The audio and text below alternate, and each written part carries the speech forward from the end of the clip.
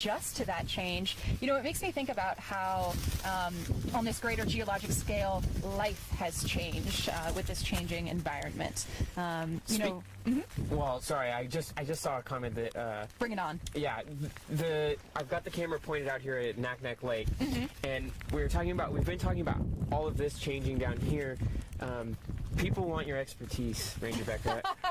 They want to know how the Naknek Lake has formed. How and why is there specifically? There's all these sections of Naknek River. So if you look at a map of it, you'll understand this. But we're only looking at one part of it here. Naknek Lake has many, I don't know, bays or arms. Big areas. Yeah. I mentioned at the beginning of this web chat that we are standing in a glacially sculpted landscape. And I think really to explain the formation of Naknek Lake, we'd have to begin with the story of glaciers, which many thousands of years ago completely covered the Alaska Peninsula, the area where we're standing. Glaciers extended from the peninsula out across the Shelikof Strait and covered Kodiak Island. They even extended all the way out into Bristol Bay. And so as glaciers flowed downhill from the mountains, they scooped out these U-shaped valleys. They probably followed the flow of river valleys and turned maybe a deeply incised V-shaped river valley into a broader floor with a more gentle slope, sort of a U shape.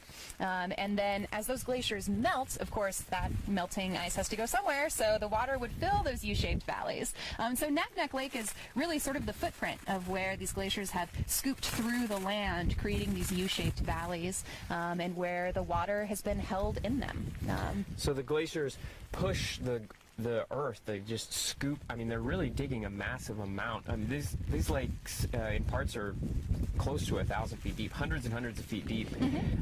They're pushing all of that earth up, and then that's how you get the moraines that we see, right?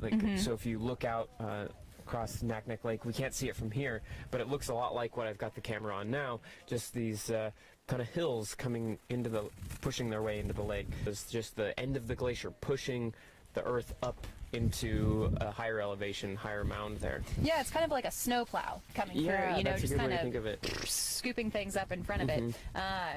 And I've also heard glaciers compared to conveyor belts. They can transport rocks and other materials inside of the ice, and then at the place where the glacier melts, it'll just drop off that material. So it'll sort of end up in a pile there at that moraine. Okay, well, here's another question from Bami. They just, real quick, we've been mentioning the Valley of 10,000 Smokes. For those who are new to this area, what is that? Yeah, so the Valley of 10,000 Smokes is a volcanically devastated area that is just about 23 miles from where we are standing with the National Park Service.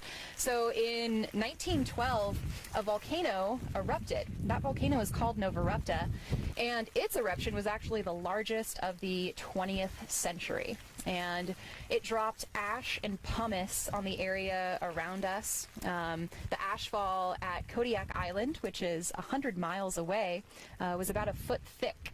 And on the coast of what is now Katmai National Park, the ashfall was maybe closer to 3 feet thick.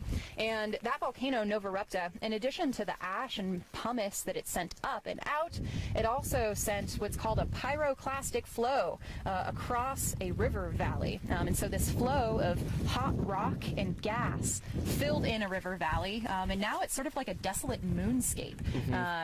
It's a really different landscape from what we see here on the lower river. And interestingly enough, we can find pumice from the Valley of 10,000 Smokes washing up on the shores of the islands that we see right out here. And so it's interesting to consider that, just 104 years ago in that volcanic eruption, there likely would have been salmon under the surface of the water like there is today. And if you can imagine the amount of pumice and ash that rained down on the Brooks River area, probably wouldn't have been good for the salmon, I guess. Indeed, yeah. There was certainly a negative effect on the salmon run that year. I can only imagine how the bears would have had to adjust their lives to such a catastrophic volcanic eruption. But despite that sort of destruction, here today we see a thriving salmon run, and we see a pretty epic bear population too. Yeah, so that was in 1912. That's and right. that was really the start of this place in terms. Yeah. Paint us a picture. What would happen to the lower river here if Nova Rupta were to erupt again, similar to its eruption in 1912? Yeah, so that sort of scale of eruption is pretty large, and one that hopefully we wouldn't expect to see in our lifetime along the Brooks River here. But yeah, there's that possibility. So, you know, there are rafts